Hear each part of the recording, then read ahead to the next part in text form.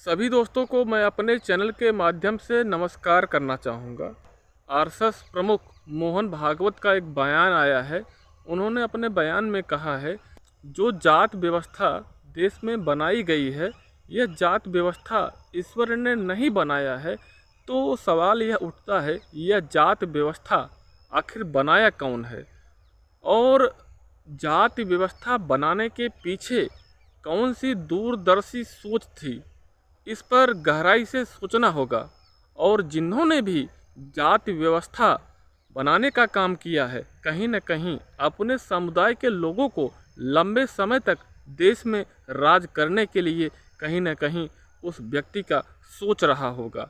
तो वर्तमान समय में जो हमारे शूद्र वर्ग के लोग हैं, उनको यह सोचना चाहिए कि उनको जो है जाति व्यवस्था के बंधन में बांध करके कहीं न कहीं उनके साथ छल हुआ है, उनके हक और अधिकार का छल हुआ है। नहीं तो यदि जात व्यवस्था जो बनाई गई है, यह व्यवस्था यदि नहीं रहा होता, जो बड़े बड़े संवैधानिक पद हैं, कहीं न कहीं जो हमारे शूद्र वर्ग के लोग हैं, जो शिक्षित बहुत पहले से हो चुके हैं, छोटे पदों पर हैं, और वे सभी लोग वैसे पदों पर काबिज होते और आज नहीं काबिज हैं, तो कहीं न कहीं यह दूरदर्शी सोच का परिणाम है। जो जाति व्यवस्था के माध्यम से जो जकड़न हमारे शूद्रों के साथ था, शायद इसी वजह से हमारे शूद्र आज भी उन सभी पदों पर नहीं पहुंच पाए हैं। क्या शूद्र यह समझ पाएंगे जो उनका हक और अधिकार है? लंबे समय तक जो दूरदर्शी सोच के लोग पहले के लोग थे, उनके द्वारा जो जाति व्यवस्था बनाई गई थी, उसके माध्यम से कहीं न कहीं उनके हक और अधिकार को छीना गया है और लंबे समय तक इन्हीं लोगों ने देश में राज किया है।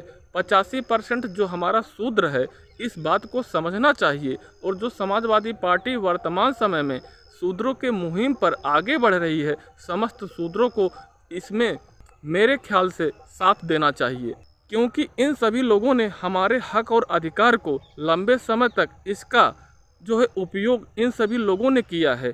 तो कहीं न कहीं हम सभी लोगों को एकता बना करके देश में शूद्रों का राज स्थापित करना चाहिए और लंबे समय तक देश में शूद्रों का राज भी होना चाहिए। और लंबे समय तक, जितने वर्षों तक हम सभी लोगों के हक और अधिकार को उसका सेवन इन सभी लोगों ने किया है, उसका सेवन उतने वर्षों तक इन सभी लोगों को भी वंचित करना चाहिए। जब एक समाज लंबे समय से अपने हक और अधिकार को वंचित रहते हुए अपने जीवन यापन को जिया है, तो उसकी पीड़ा इन सभी लोग कैसे समझ पाएंगे? जब तक इन सभी लोगों को पीड़ा नहीं दिया जाएगा, जब तक इन सभी लोगों को उतने वर्षों तक हक और अधिकार से वंचित नहीं किया जाएगा, मेरे ख्याल से इन सभी लोगों को वही दंड मिलना चाहिए जो हम सभी लोगों के साथ इतने वर्षों से मिला है। और आप सभी लोगों को जो लगे उसे कमेंट बॉक्स में ज़रूर कमेंट करके बताएं। आप सभी लोगों को मेरी राय अच्छी लगी हो तो ज़रूर चैनल को सब्सक्राइब करें, और यदि आप सभी लोगों को मेरी राय अच्छी ना लगी हो तो आप सभी लोग कमेंट बॉक्स के माध्यम से ज़रूर बताएं। मैं अपनी वाणी में, मैं अपने शब्दों में सुधार करूंगा। धन्यवाद दोस्तों।